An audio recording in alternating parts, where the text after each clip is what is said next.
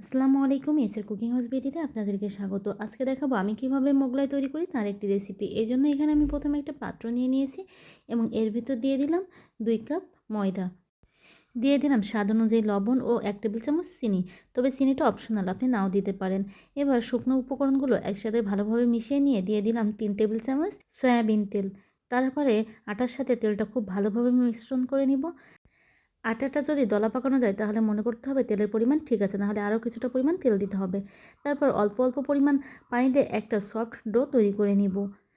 ডোটা কিছুটা তৈরি হয়ে গেলে এর ভিতর আরও কিছুটা রান্নার তেল দিয়ে দিলাম। এবার খুব ভালোভাবে এটা মিশিয়ে নিতে হবে, তেলটা যাতে সম্পূর্ণ আটার সাথে সোক করে। খুব ভালোভাবে মথে নিয়ে একটা ভেজা পরিষ্কার কাপড় দিয়ে ঢেকে রাখলাম 10 মিনিটের জন্য।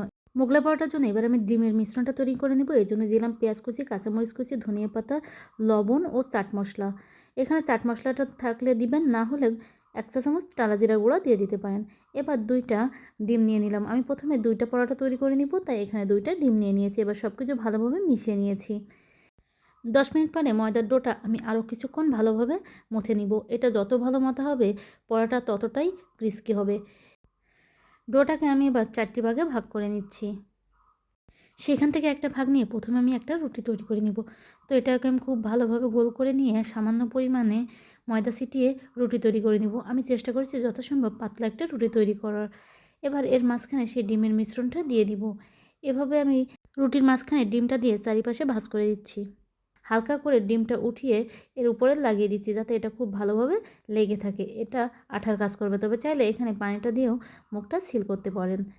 তারপর চলে আসলাম ভাজার জন্য। চুলায় একটা প্যান দিয়ে দিয়েছি এবং তেলটা মিডিয়াম গরম করে নিয়েছি। তারপর এর ভিতর দিয়ে দিলাম একটা মোগলাই পরোটা। প্রথমেই কিন্তু তেলটা খুব বেশি গরম করা যাবে না, তাহলে এটা দেওয়ার সাথে সাথে পুড়ে যাবে। এবার চুলার আঁচটাকে লো হিটে রেখে এটাকে ভেজে নিব। এর উপরে আমি এভাবে হালকা একটু তেল উঠিয়ে দিচ্ছি। তবে আপনারা যদি অনেক ডুবো তেলে এটা ভাজি করেন তাহলে এভাবে তেল না উঠিয়ে দিলেও চলবে।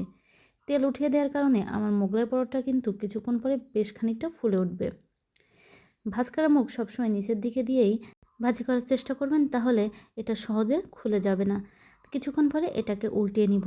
এভাবে উল্টে পাল্টে আমি খুব ভালোভাবে পরোটাকে ঠিক গোল্ডেন ব্রাউন কালার আসা পর্যন্ত ভেজে নিব।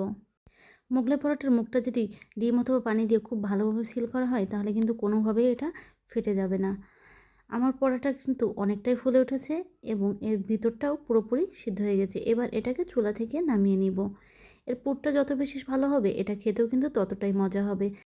একইভাবে আমি মোট 2টা পরোটা তৈরি করে নিয়েছি। এবার এগুলোকে কেটে দেখাবো। দেখতে পাচ্ছেন কতটা ফুলে উঠেছে, খেতেও কিন্তু অনেক মজা হয়েছিল। তো আমি সবগুলোকে টুকরো টুকরো করে কেটে নিয়েছি। এবার দেখতেই পাচ্ছেন এর ভিতর কতটা পরিমাণ পুর আছে। ভিডিওটি ভালো লাগলে অবশ্যই বাড়িতে একবার ট্রাই করবেন। আল্লাহ হাফেজ।